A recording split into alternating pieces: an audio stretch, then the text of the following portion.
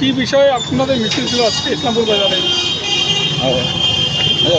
আজকে আমরা জানেন কয়েকদিন আগে গোয়ালপুকুরে যে এমএলএ রাজ্যের মন্ত্রী গোলাম রব্বানী সাহেব একটা সভা করছিলেন, সেই সভাতে কুরুচিকর মন্তব্য, উস্কানিমূলক মন্তব্য ভিক্টর সাহেবের সম্বন্ধে বলেছিলেন।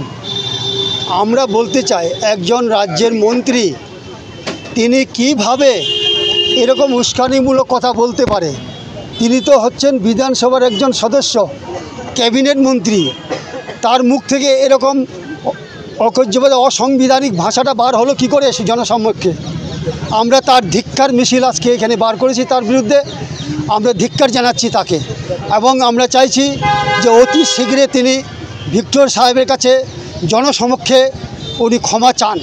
কেন যে এটা আইন শৃঙ্খলার ব্যাপার আছে।